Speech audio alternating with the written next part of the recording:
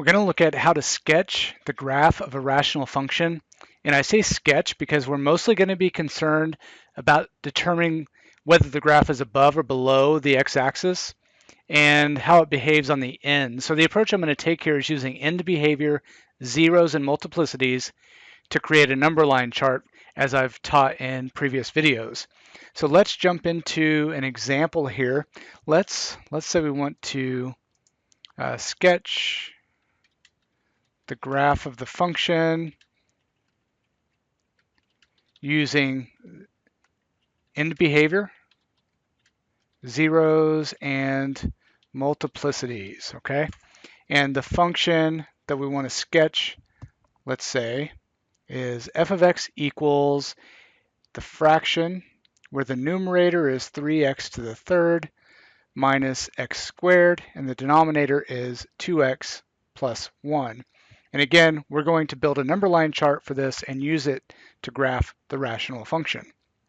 So the first thing we want to do maybe is find the end behavior, which is easy to do because this rational function is already simplified, so we can easily find leading terms.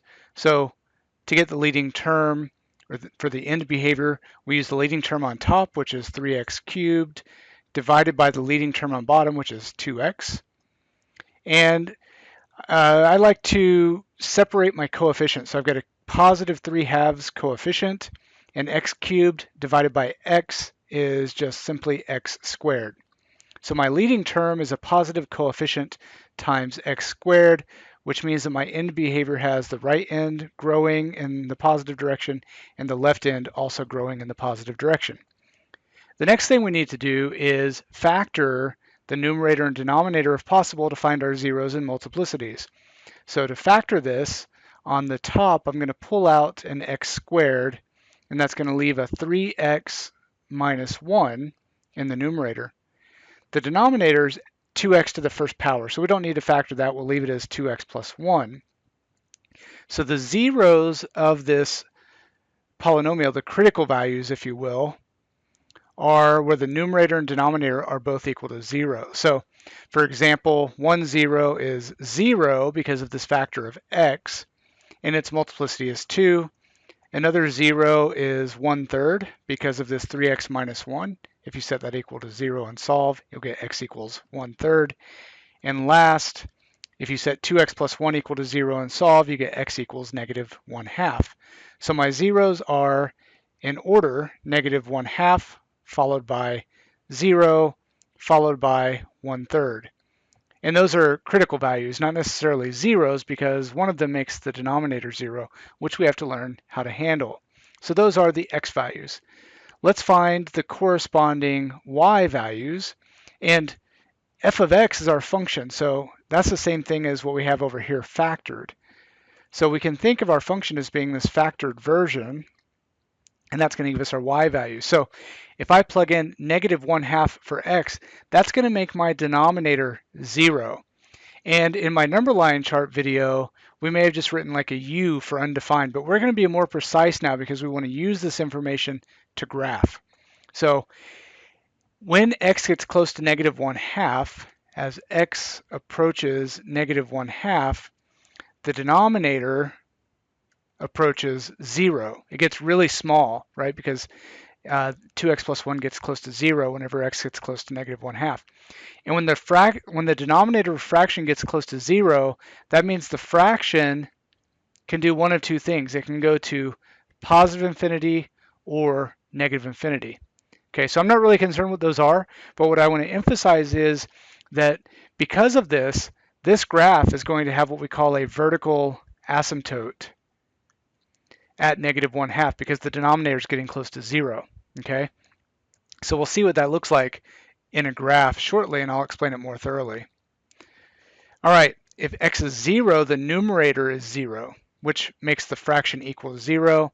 And the same thing, if x is 1/3, it makes the numerator 0, which makes the fraction 0. Now we need to find the signs in the intervals between the critical values. Using our end behavior, we know that both ends are above the x-axis, so both ends have positive y values. Now we use our multiplicities of our zeros to get the other two signs in between the critical values. Negative 1/2 had a multiplicity of 1, so that's an odd multiplicity. 0 had a multiplicity of 2, so that's an even multiplicity. And 1/3 had a multiplicity of 1, so that's an odd multiplicity again. When you have an odd multiplicity, the sign on each side is different. So since this is a plus, this will be a minus. Even multiplicity means the signs are the same on each side. So since this is a minus, this will be a minus. Odd multiplicity, different signs. We've got a minus and a plus, so that's all good. Now we have a complete number line chart. We have our end behavior. We have enough to graph or sketch the graph of this function. So let me set up a plane. Let's label the critical values negative 1/2, 0, and 1/3. Now at negative 1/2, I have a vertical asymptote, okay? Like I said before, and that's at x equals negative 1/2. At 0, my output is 0, so I get an x-intercept. And the same thing at 1/3.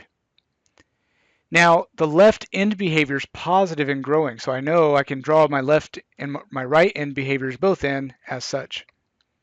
Now I just have to fill everything else in. I know to the left of negative 1/2, all of my y values are positive. So I have to stay above the x-axis in this entire region.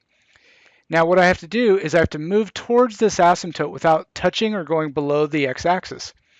And then as I get close, I have to decide what to do. When you get close to a vertical asymptote, you have to either go to positive infinity or negative infinity. Those are your two choices, and I'll try to discuss that thoroughly in each example. Since this region is positive, I have to approach this asymptote in the positive infinity direction. Okay, so my graph's going to do that. Now between 0 and negative 1/2, my outputs are negative, meaning my graph is below the x-axis. So at 0, I'm on the x-axis, and as I move to the left, I have to immediately drop below. And as I move closer and closer to my asymptote, I have to go to negative infinity now because my y values are negative in this region. Between 0 and 3, again, my y values are negative, so I have to stay below the x-axis. So I'll kind of bounce off of 0 and drop below again. At 1/3, I hit the x-axis, and after 1/3, I have to be above the x-axis. Well, I kind of drew my end behavior haphazardly over here too far to the right. So what I'm going to do to make sure my graph is nice and smooth is I'm just going to restructure it over here so that it looks right. And this is a sketch of this rational function graph. You can see again, when you have a vertical asymptote, your graph is either going to deflect up to positive infinity or deflect down to negative infinity, and it doesn't have to be the same behavior on each side. But this is our first example of sketching a rational function. Let's try another one. Sketch the graph using end behavior, zeros, and multiplicities. And the function now is, let's say, g of x equals the fraction where the numerator is -3 times the quantity x plus 5 squared times the quantity x minus 6 to the 4th. And my denominator is x minus 2 times the quantity x plus 2 to the 2nd power. Okay? And we want to sketch the graph of this function. Well, the good news is it's already factored, so we can go ahead and get our zeros and multiplicities marked on our number line chart. So the zeros are -5, +6, +2, and -2. So -5 is here. The next one we have is -2. Then we have +2 and +6. Let's go ahead and put in the multiplicities for these x values. -5 has a multiplicity of 2, which is even. -2 has a multiplicity of 2, which is even. +2 has a multiplicity of 1, which is odd. And +6 has a multiplicity of 4, which is even. All right. We can even go ahead and identify the y values for each of those x values. We already know that the x values that make the denominator 0, so +2 and -2, are going to give us vertical asymptotes. So a vertical asymptote at negative and +2. At -5 and +6, they're in the numerator, so if those are 0, the whole fraction is 0. Okay, to go further, we need the end behavior to get signs somewhere on this graph. So we need to get the leading term. On top, if I were to multiply all of these terms together, my leading term on the top would be negative 3 times x squared times x to the fourth, which is negative 3x to the sixth. And then you'd have some other terms insignificant for the end behavior. We just need the leading term. If I were to multiply out the bottom, my leading term would be x times x squared, which is just x cubed, and then we'd have other less significant terms. So if I reduce this, I can see that my leading term ends up being negative 3 for my coefficient, and then x to the sixth divided by x to the third is just x to the third. So my end behavior behaves like negative 3x to the third. We know that x to the third goes down on the left, up on the right, but when we multiply by negative, that flips over. So the left side is going to grow in the positive, and the right side is going to grow in the negative. Now we can utilize that to get the signs of our ends of our number line chart.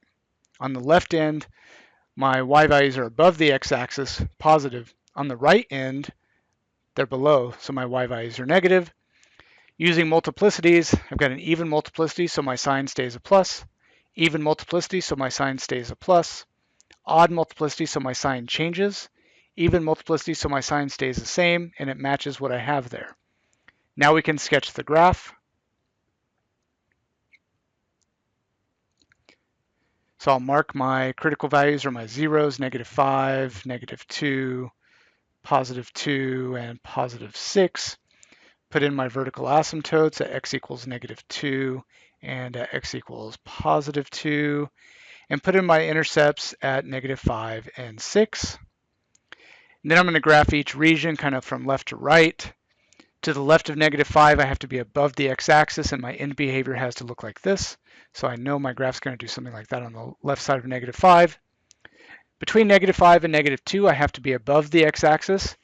So I'm going to be above, and as I get close to the asymptote, I have to deflect to positive infinity. Between negative 2 and positive 2, I have to be above the x-axis, so I have to stay above, and I have to go to positive infinity as I get close to both asymptotes. So this time, we just have this sort of graph here. There's no points. We're just staying above the x-axis and approaching both asymptotes to positive infinity. Between 2 and 6, I have to be below the x-axis and approach my asymptote going to negative infinity. And after 6, I have to be below the x-axis and exhibit this end behavior. So to the right of 6, my graph's going to look like that. And there are a couple examples showing how to use end behavior, zeros, and multiplicities to sketch the graph of a rational function.